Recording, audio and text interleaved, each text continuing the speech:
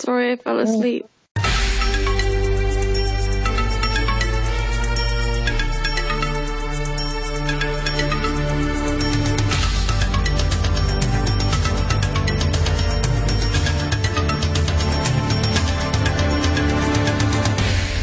Hello, everyone. Welcome to the second Vollop, or Vollop, or however we will end up saying it, the Vassals of Kingsgrave's homage to the awesome podcast, The Dollop. My name is Greg, claudiusthefool on the forums, and I will be hosting this one.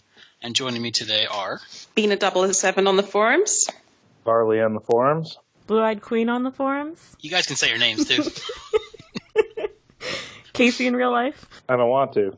All right, Matt and Bina, just in case anyone's wondering. If you don't know the format, we're basically I'm going to be sharing a story from history with my friends here who have no idea what the topic is going to be about. And later on, you guys can record all of you saying that at the same time if you want to. See the Dollop for any questions on format or homageness or where we got the idea from. It's a great podcast. Check it out. It's on the All Things Comedy Network, hosted by Dave Anthony and Gareth Reynolds. And they have an awesome book coming out in a couple months called The United States of Absurdity, which I highly recommend. Okay, this is technically a reverse Vollop because Bina did the first one, so I'm going to whisper or just say the year 1876. All right. We're in post-Civil War, Reconstruction, all that good stuff. And here we go. The end of the American Civil War in 1865 had led to 10 years of Reconstruction. During this time, the 13th, 14th, and 15th Amendments to the Constitution were passed. So for us, British people, can you remind me what they are? I was going to, but I was going to ask you. Also for the Americans. Matt's a lover of history. Casey lives in D.C. Do you guys know what the amendments are?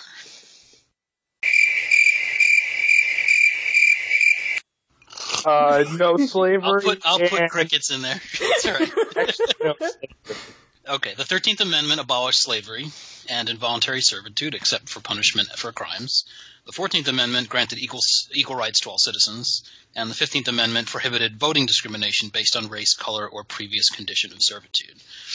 So were they, like the 14th and 15th were recently passed? The 13th was passed during the Civil War, but it wasn't actually ratified until 1865. And 14th was a couple years. The 15th were just recently passed, right? Oh, in some states, yes. What was it? Kentucky? I forget, but we're not here to talk about that. So 14th granted equal citizenship, and the 15th basically prohibited any voting discrimination based on race, color, or if you were a slave previously. But then how can you have all the stuff you have at the moment with people with voter ID cards and stuff? That's my joke, Bina. I'm sorry. This kale is messing with my brain. Yeah, history's messed up. And, very shortly after the passage of the amendment, there was, I was going to mention it later, but United States v. Cruikshank, which basically curtailed the federal government's right to enforce the 14th Amendment because it said all those rights, due process and equal citizenship and no discrimination, that applies to federal, not individuals. To states' rights, not individuals. So if someone's causing you trouble, they can't be prosecuted under that only if the state does something, restrictive like that, which, plays a part. Which is why they could secede and why there's state rights. But then eventually there was a Voting Rights Act, which, we don't need anymore because, we're living in a post-racial society. Yeah. There might be some Post-Obama. To what I'm talking about, to what's going on today. I'll let you draw your own conclusions. So, Reconstruction was not a great time for the South. Abraham Lincoln had pushed for a more conciliatory and benevolent approach to Southern readmission to the Union. After his assassination and the subsequent tumultuous presidency of Andrew Johnson, who was almost impeached, many of the former Confederate states still had a deep animosity towards the Union. Why? I don't know. Very strange. Because we're Is that still true? North and we're still trying to use their raw materials, trying to throw in some levity. Well, the South will rise again, Bina, so yes, there are some people who still have some animosity towards the South. Towards the Union. The North. Towards me. Wait a minute, what? So basically... You said a lot of directions and then you implicated yourself. I'm a Yankee, so sorry. I should mention here that when I say the Republicans, these are the Republicans of 1860, the party of Lincoln, and they actually fought for equal rights. They pushed the amendments through. And when I say Democrats, these are mostly Southern Democrats and some Northerners, but these were the party of the South that seceded and the slaveholders and the states' rights. So it's kind of you flip what we have today on our heads and you'll have a basic idea. So not to lead to any confusion. So part of it's like opposite of liberals in Europe. I can't comment on that, Bina. She's eating her. Sorry, what? Hey, what? Sorry, I was just eating. Do you have a question about Europe or something, Matt? No, go back to eating your lobster. Kale pizza. Bina is joining us from lovely Los Angeles. We should say that's why she's this happened so quickly. We don't have to deal with or eating kale pizza and eating kale pizza. Yeah. So part of the animosity was due to the fact that under President Grant, Ulysses S. Grant, federal troops were stationed in many of the southern states to enforce federal laws, maintain order, and especially to ensure the rights of black citizens were not infringed. Wait, but where? They're so big. Those states are so big. Where were they stationed at? Were they at every person's house? No, they were in the cities. They were in courthouses, in government buildings, and they were everywhere. There were to make sure that black people got to the polls, to make sure that people weren't lynching, mobs weren't lynching people, which did happen, but most of this happened years, once Reconstruction ended and, the South kind of got to do its own thing for a while, Jim Crow and all that. Yeah, when the war ended, there were 6 million, troops in the South, and they didn't all just go home right away. They stayed and, they were an occupying military force, basically. It wasn't until 10, 15 years later where they were basically gone. Well, isn't that the whole issue, though? Because the U.S. is so split up, like, as far as space goes in the United States, that it's hard to enforce these laws everywhere, whereas, like, in Europe, it's much smaller. Yeah, and there were definitely problems enforcing them, and most of the, not everybody wanted to necessarily enforce them also, even on the Republican side. So when I say liberal Republicans, that's like the opposite again. So they're like the right wing they're the right wing Republicans. It means they kind of they're the left wing Republicans, which means they lean more towards states' rights, if that makes sense. Try to keep all this straight. So the Republicans, led by Andrew Johnson and subsequently by President Grant, pushed for strong federal enforcement of the constitutional amendments, civil rights, rebuilding the Southern infrastructure and economy, and eventually readmitting the Southern states into the Union. The Democrats pushed for states' rights, withdrawal of federal troops, and self-rule. So 1868, President Ulysses S. Grant won the election pretty easily, and then in 1872 he won by one of the largest of victories with 56% of the vote. Which is impressive because he's a notorious drunk, right? Well, partly he did drink and he liked to have a cigar, but a lot of the rumors that stemmed of him being drunk all the time came from like one or two incidents when he was like a lieutenant in the Mexican-American War, and a lot of it was spread by his enemies, especially like George McClellan. And people of the time, like they equated Grant with like George Washington and Lincoln as like one of the saviors of the country, and it really is only in later years that he'd been stereotyped as this kind of drunk, guy who got lucky. I highly recommend the book American Ulysses by Ronald White, where I got a lot of this information from. And part of this is also purchase that. All right, cool.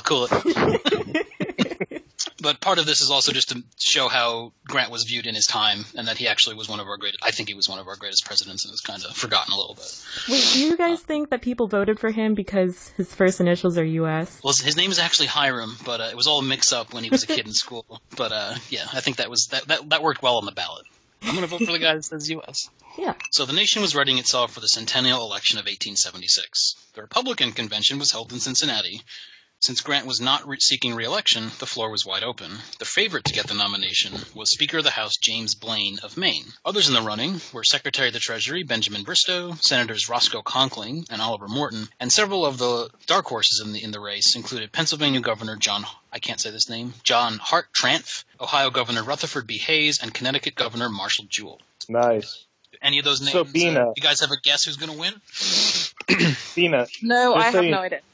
Nothing important has ever happened in Cincinnati, Ohio since. Okay. It's going to be Rutherford B. Hayes. Yeah. No spoilers. That's my guess. 378 votes were needed to win the nomination.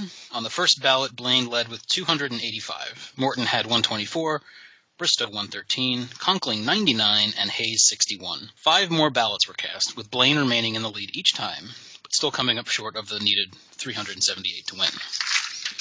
On the 6th ballot, deals were struck, alliances changed, and surprisingly, Rutherford B. Hayes won the Republican nomination with 384 votes. Blaine finished second with 351. But what kind of deals are we talking about here? Well, basically, these are you send your delegates in to vote for you, and they say, hey, you make me your treasury secretary, you get my vote. So once they realized that Blaine wasn't going to get enough, they it's the same thing happened with Lincoln, where he came from way behind to win the same thing that's going on right now with the healthcare bill, where it's like okay, we know that we're going to take away your Medicare, but we'll make it up to you. Just vote for it. You know, they're making deals. This is what we've right worked for 8 years, for this moment. Yeah, not longer than 8 years, but let's go back to 1870. Where are we? Yeah, we're in exactly 1870. Where are we? That's the exact year. Okay. So President Grant sent a telegraph to Rutherford B. Hayes saying, "I congratulate you, and I feel the greatest assurance that you will occupy my present position on the 4th of March next." So although Grant supported his party's pick, he was very dismayed to learn that in order to gain the nomination, Hayes had compromised with the liberal wing of the Republican Party by promising to allow southern states to resume self-governance and withdrawing federal troops. So this is one of the things that motherfucker. There you go. And this is of the party of Lincoln, Grant's party. This is the only way he felt like he could get elected, was to agree to that. And this was a big, change for especially what Grant was doing. The Democrats had their convention in St. Louis. In the previous election, 1872, things were so bad for the Democrats after the Civil War that they actually nominated a Republican, Horace Greeley, to run against the incumbent Ulysses S. Grant. Wait. The Democrats nominated a Republican. They basically started the Civil War, and they had no chance of electing a Democrat, so they chose someone who was a liberal Republican, one of the hardliner guys. Horace Greeley. So that there were no north of the border. No, there were a lot. It's just most of them were still most of the Democrats were still in the South. So was it basically like sort of one-party state south of the border and a one-party state north of the border? Well, that's pretty much what in 1860 when Lincoln was elected.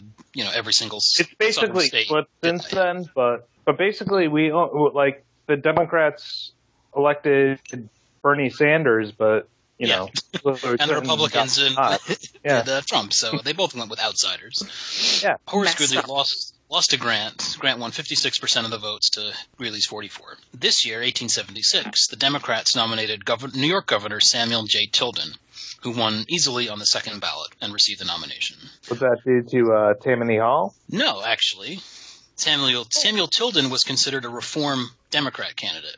He had actually battled with Tammany Hall, sent a lot of those guys to jail, and he notoriously faced down boss William Tweed over the Canal Ring, which was like one of the famous scams in New York at the time, where all these politicians were getting kickbacks and overcharging contractors to build the New York Canal barge system. And he actually put an end to that. So he was considered like a stand-up guy by political standards, I guess. Tilden did differ from criminals. Yeah, but then, there's going to be a couple good eggs in that crate. I don't know. Did they say that? They had crates of eggs back then, right? I'll cut that out. Tilden opposed Lincoln's strong executive approach while governing during the Civil War, and he promised to scale back executive authority, kind of like a hands-off approach. Back in these days, presidential candidates did not campaign directly themselves. Instead, they had surrogates campaign for them. So it's very different from these days. The reason for that, though, was that like a fear about corruption or assassination or what? Pretty much. No, they didn't have super PACs back then, Bina. Ignorant Britain. Boo. No, but seriously, there must be a reason why. I'm sure there is. I mean, as far as I know, that's what it was, like an unwritten rule. You don't.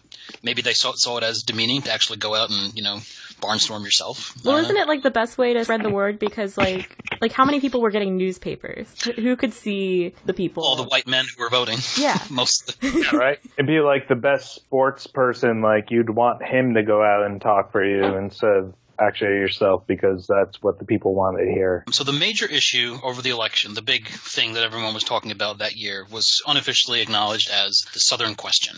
This basically boiled down to what do we do with the South in the post-Civil War years. The center of the question was the battle between hardline Republicans who vowed to use federal government to protect the African Americans in the southern states, and the liberal Republicans and Democrats who demanded that the states should deal with their own citizens on their own without federal interference. It's basically the same thing they've been arguing about, the whole time. But now they're at a point where, the Civil War, that was 10 years ago.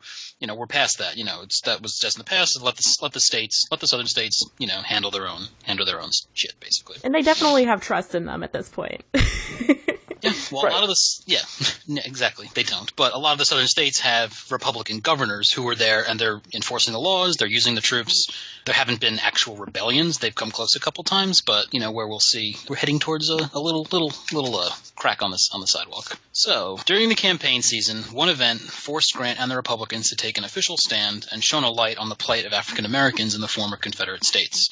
It occurred on July 4th, 1876 in Hamburg, South Carolina, and would come to be known as the Hamburg Massacre. This is the fun part. Because massacre means fun. Well, they're not massacring hamburgers. They're going to be people massacred in Hamburg. Oh, Germany? Not the Beatles' awesome Hamburg. Different Hamburg. Could you imagine a hamburger massacre? That's what's going to happen in every Hamburg. I think, I don't know how to place it as well as Matt, but every hamburger you eat is a result of a massacre somewhere. Yeah. Just Five Guys. Oh. This is soon followed by the French Fry Massacre of 1879. Yep. Now called Freedom Fries. As well as the indigestion. The Great Potato Chip Holocaust of 1890, and so on. And they had to pass the IBS amendment. During an Independence Day parade in the town of Hamburg, South Carolina, which was a predominantly black town, because what happened in the South, a lot of the freed slaves would basically move into rural areas and create their own towns or take over abandoned towns and live together rather than integrated with their former slave owners. That makes sense. So a black militia was marching in their Independence Day parade. They were led by Union veteran soldier and Captain D.I. Doc Adams. Two white planters decided to drive their cart down the middle of Main Street at this time, and they demanded that the black militia move to the side and let them pass. Adams argued that the street was clearly wide enough for everyone to pass and march and have their cart go by. Heated words were exchanged, and eventually Adams relented, ordered his soldiers to stand aside, and let the white men pass with their cart. That's day one, so no massacre yet. And so the white guys were like, now! Fucking shoot us! 2 days later, while the white planters entered a South Carolina court and charged Adams with obstructing a public road. They were represented in court by former Confederate General and Attorney Matthew Butler. Accompanying Butler to the courthouse and defending the plaintiffs were 150 red shirts. These were paramilitary former Confederate soldiers armed with shotguns, pitchforks, and hoes. But why, when they lost the war, were they not sort of de-armed? Why didn't someone come and take all their guns and shit? They did, but what was Second legal? Amendment, Bina. I don't know. Of Amendment 2. You stop the King of England coming into your house, but we stop it by having ourselves fucking armed. All right, so yeah. Everything seems really fair and balanced. Yeah. Yeah. You guys are weird. Yeah, we know. Horribly aware. Rifle clubs were very popular, back in these days. They called them rifle clubs, where ex-soldiers got together and shot things and hung out and generally complained about their plight in life. So, and, the Ku Klux Klan is around also at the same time. So there were like hundreds and thousands of people in these rifle clubs because they weren't technically armies or militias. It was a, sporting group. So, wait, Greg, are blacks allowed in these rifle clubs? Surprisingly not. That's why they had to have the black. Oh, weird. And Bina kind of stepped on Matt. I ended this paragraph specifically by saying they were armed with shotguns, pitchforks, and hoes, assuming someone would make a joke. But I'm proud of you and disappointed that you didn't. So no bitches? Oh, boy. And hoes? There we go. Rescued. So, General Butler demanded that the black militia members turn over their guns to him personally and surrender. The militia refused and barricaded themselves into their barracks. Shots were exchanged, and one member of the red shirts, a white man, was killed. So that's the first victim. Now, since this is a predominantly black town, they have a black town marshal, and the town marshal showed up and tried to calm things down, and he was gunned down by the whites. The red shirts then began to bring a cannon down the street and to fire at bombs. A cannon? A howitzer? How do they still have a howitzer? Well, there's a barracks. They've got, civil defense, I assume. There were 10 million cannons in the Civil War. I'm sure there's a couple lying around in every southern town. The South will rise again, Bina. They're waiting. That seems like an oversight on the part of the winning side, not to clear away the cannons. Well, technically they don't get to use the cannon. So once the black militiamen saw this cannon being rolled toward them, they decided to head out the back door. Most of them escaped, but 24 men were caught. In a cartoonish fashion where they're all like, their legs are like spinning around and around, picking up dust and like getting out the door. Exactly. Very Keystone Copsy. Yeah, so 24 of them were eventually caught by the red shirts, and they formed what they called a dead ring around them, chose 4 of them, Alan Attaway, David Phillips, Hampton Stevens, and Albert Minart, and then they murdered them one at a time. The next day, 94 white members of the red shirts were indicted, General Butler among them, but none were ever prosecuted. Oh, that makes sense. Why were they not prosecuted, Greg? Why is there no justice? Because racism. And part of it was because I mentioned before in U.S. v. Cruikshank, they basically said, oh, these are just the actions of individual men. This is not a state, this isn't state-sponsored terrorism. Right. And what white jury is going to convict white men of killing black people in 18? The individual actions of individual men who happen to be wearing the same costume and marching in formation. Right, but they weren't wearing gray, and they were being led by a former Confederate general. Oh, okay. So being a marching racist militia in any color, but and gray they had a is cannon. okay. Yeah, and they somehow had a cannon. Bina, The governor of South Carolina, who was a Republican, wired Grant saying, "The effect of this massacre has been to cause widespread terror and apprehension among the colored race and the Republicans of the state." Think of that today.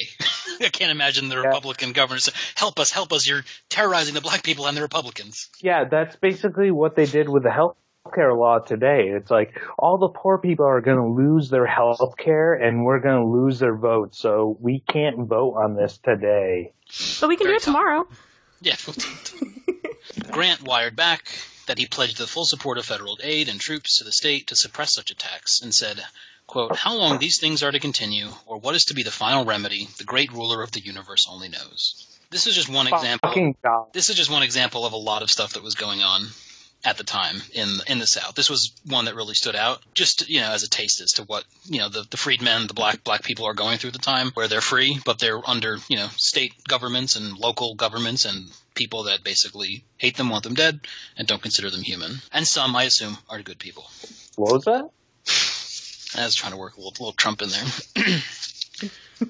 So, former Confederate General Martin Gary revealed the details of his, quote, plan of the campaign of 1876. Point 12 of which stated, quote, "Every Democrat must feel honor-bound to control the vote of at least one Negro." To control the vote. To control the vote. Which means make him vote for a Democrat or don't let him vote. Yeah, Casey, don't worry. It's just men, Negroes, women have no fucking rights as well. Yeah. I feel like Inigo Montoya. I feel like this is a new version of the word honor bound that I am not familiar with. Well, honor is whatever you think it to be, right, Bina? As long as the people around come in it's honor. This is actually like analogous to what No True Lady just posted on my Instagram for my kale pizza. She was like, anything is pizza if you just believe it hard enough. More of these rifle clubs were formed, and at one point President Grant ordered, quote, "All persons engaged in said unlawful and insurrectionary proceedings to disperse and retire peaceably." He directed his generals. His good friend William Sherman was in charge of the Atlantic Division. He was basically the military governor of the Southeast. Quote, told him to use all available force to carry out fully the spirit of the proclamation, the Emancipation Proclamation. Federal troop strengths were increased in trouble areas leading up to Election Day, and relative peace reigned in the weeks right before Election Day. So it seemed like they did get things under control. It seemed that way. Because I feel like Sherman knocked the fuck out of the South. That was 10 years ago. The South will rise again. I've said this like 3 times already. So we're resolving violence with more violence. Well, the troops are there to keep order. Racism plus violence. Casey, you're missing the entire point. Don't use your 21st century logic on these 19th century brutes. All right. So we finally get to Election Day, 1876. Both parties believed they would win the election. They both thought they had the votes and that it was in the bag.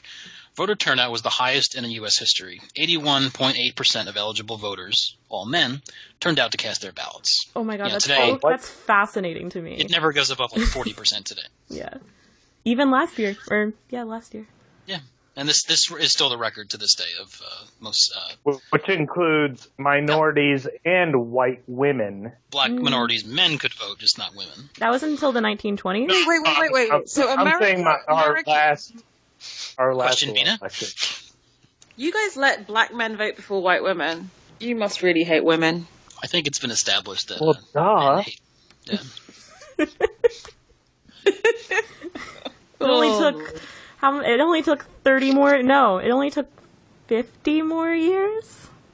That's appalling. Something like 1921. that. Didn't we talk about this on the last Vollop? That women were able to vote in America about the same time as the guy was killing. Yeah. We did. Okay. Early returns indicated a popular vote victory for Tilden, the Democrat. He got 184 electoral votes, and at this point you needed 185 to win.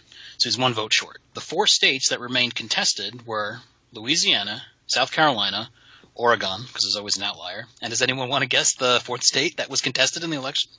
Florida. Florida, correct? Yes. Oh my god.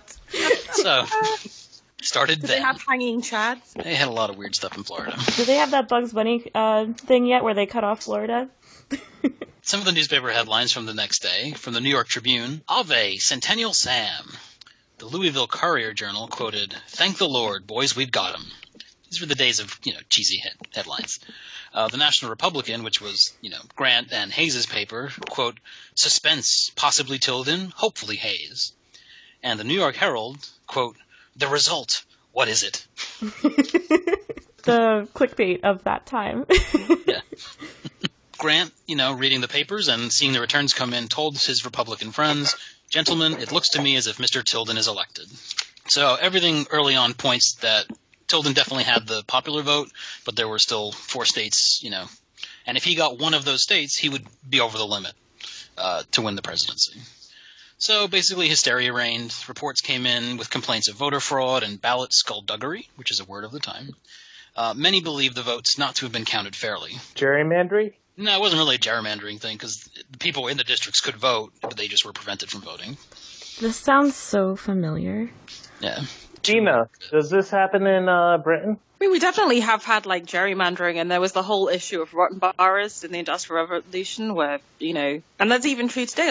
People will kind of adjust the boundaries of the different parliamentary constituency. But we do have this thing called the Boundary Commission, which is meant to keep it neutral, but I'm sure there's dodginess that goes on regardless of that. Do you have boundary beaters? Is that a Hobbit? That's a Lord of the Rings reference. Yes. Yeah, they have the feathers in their hats and they beat the bounds.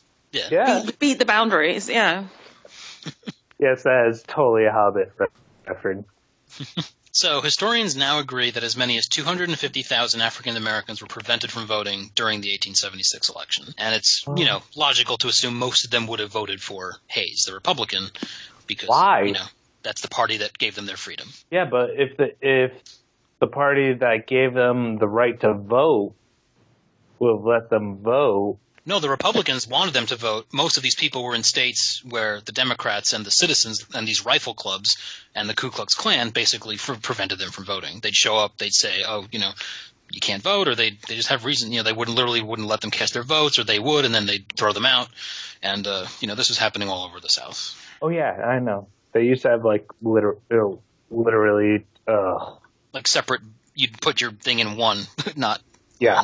Yeah. So Grant assured the public that fairness would prevail.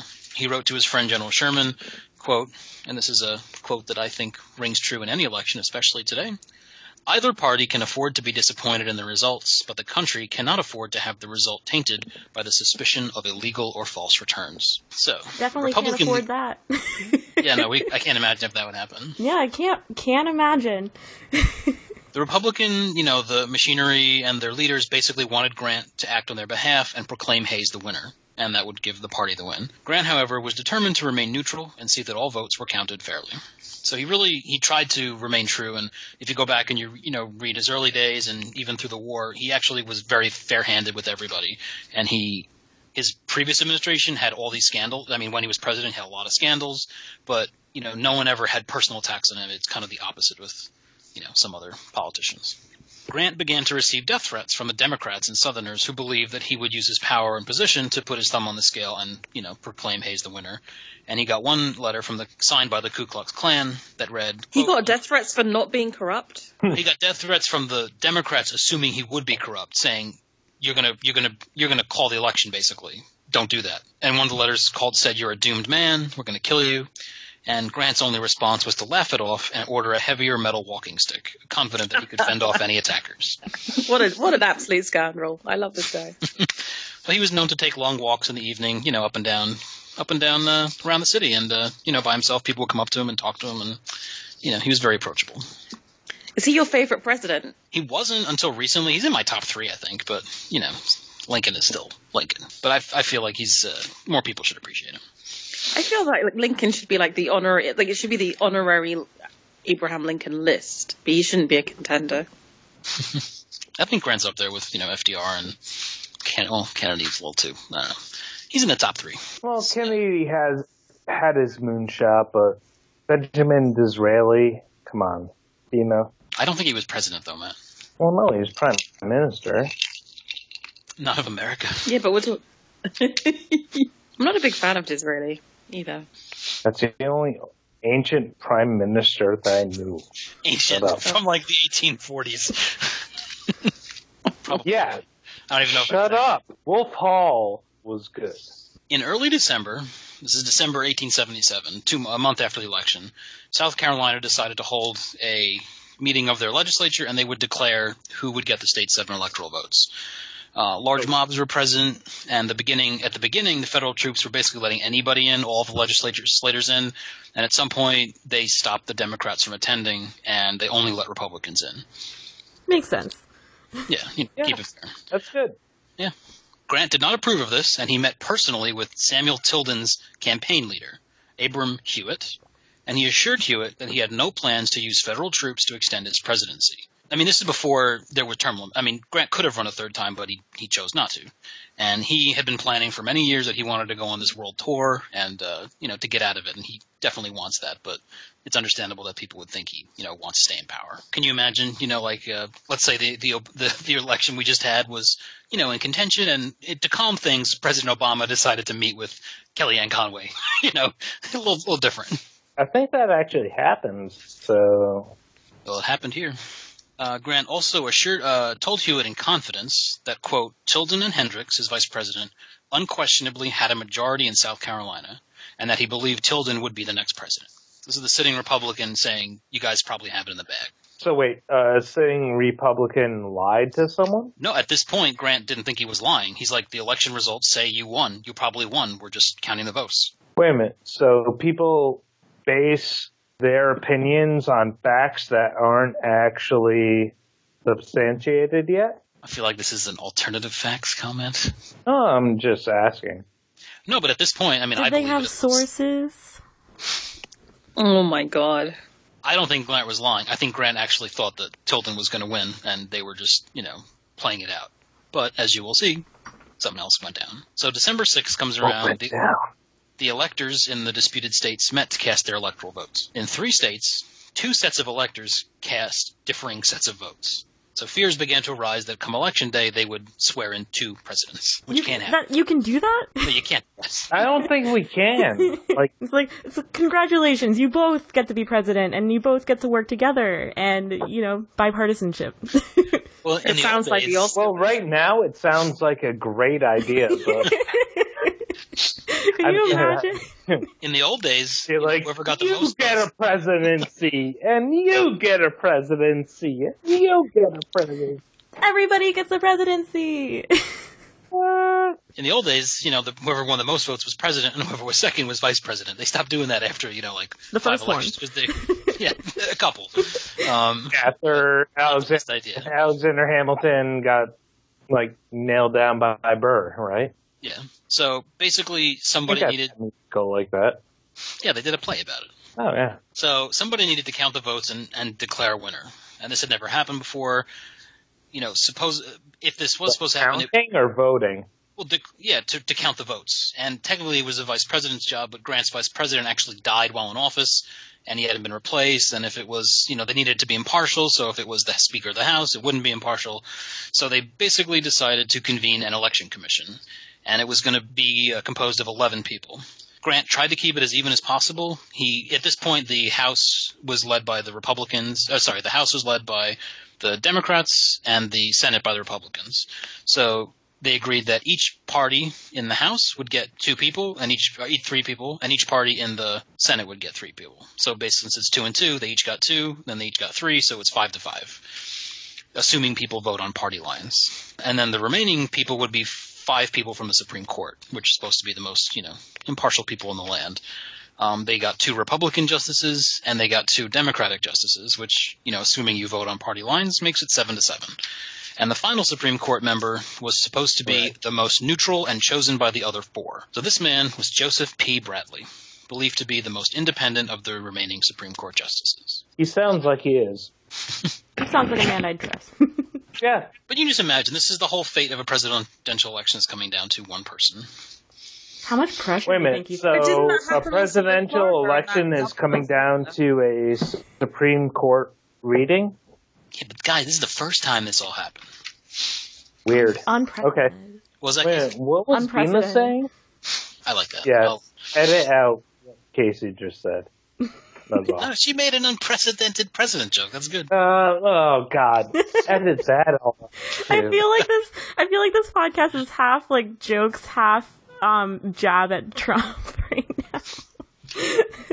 No, So we why won't would we release it ever for 6 years. jab at Trump, our fucking president, So, commander in chief? all right. Why The would commission- we ever doubt what he has to say? He is our leader. It's not like we have ever rebelled or done anything like that before. Yeah, it's not like we ever, did anything weird. It's not like we had a weird election where we had to recount the votes a month later and then determine who's president. No spoilers for anything post 1876, guys. Come on. So, the commission convened on January 31st. So we're basically 5 weeks from Inauguration Day and there's no president. All through February. Oh no, what happened? What's going to happen? Grant kept his distance and he refused to put his thumb on the scale. So Grant is keeping his, he's being honest. In the end, all 20 of the electoral votes from the disputed states were awarded to Hayes, giving him an electoral victory, if anyone can do the math, 185 to 184. He won by one vote. Mother. So why did they give them to him? Because it was called the Great Compromise of 1877. Basically the same thing that happened at the Republican convention happened just on a bigger scale here, where the Democrats agreed, we're not going to win, but you guys will go to your side. But they basically had in writing that Hayes would withdraw troops and give home rule back to the southern states. It would effectively end Reconstruction. Yeah, but isn't that like, you fought a war for that, so that's the most ridiculous thing. Absolutely it is. You're But giving this up is the what happened. territory that you fought for that in the most bloody, violent, internecine conflict, and you're just going to give it all up? Yeah. Tina, it's the same thing Cameron did. Well, see, the Electoral College was created so it would prevent like a really awful person that a bunch of people decided to side with to become president. So How's that working out for you? Yeah. Well, no, the electoral college was actually because the general population was too stupid to know. Yeah, and this was just when white men could vote, so. Yeah. I miss those times. Yeah. So the compromise, all that went down. Hayes officially gets to be declared the winner, and he lost the popular vote by 250,000 votes. And this is the first time in American history that the president won while losing the popular vote. It will happen 3 more times. You probably remember the last 2, and the other one was 1876. Wait, which I believe. was the first one? This one. This one, W. Bush and Trump? Yeah, and there was one more, 1877. No, this is 1877. 1888, I believe. What's that? Cut this part out. I don't know. I didn't look that up. I'll put it in post. McKinley? I just want to That was warn you like that I have jet 1896. lag and I'm now in bed and I might fall asleep, but it's not. We're almost done. particularly I got like 3 fucking paragraphs left. Actually, Okay. 2. We're pretty much done. So although Grant, that's the end of the election. That's what happened. And although Grant's presidency, I did this, rife with scandals, he later wrote, if Tilden was declared elected, I intended to hand him over the reins and see him peacefully installed. I should have treated him as cordially as I did Hayes, for the question of the presidency was neither personal nor political, but national. So, right on you. And just one little tidbit is that James Garfield, the future 20th president of the United States and a Republican, was one of the commissioners on the commission. And he hated Grant at the beginning of his term. He thought he, was kind of what Matt said. And he said, again, I was impressed with the belief that when his presidential term is ended, General Grant will remain in his place as one of the very foremost of Americans. His power of staying, his imperturbability, has been of incalculable value to the nation and will be prized more and more as his career recedes. So I don't think that happened because when I mentioned Grant, Matt just said he was a lazy drunk.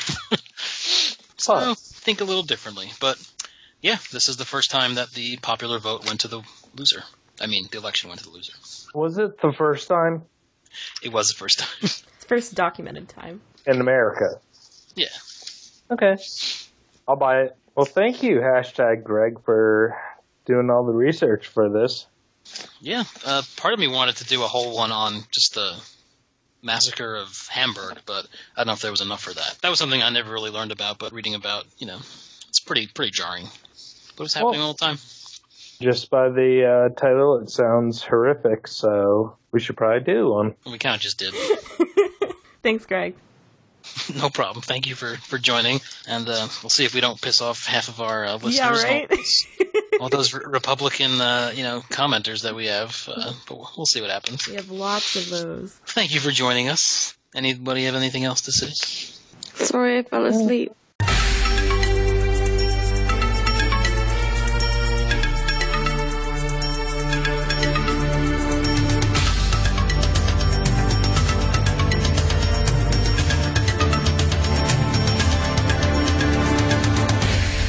Let's go back to 1870. Where are we?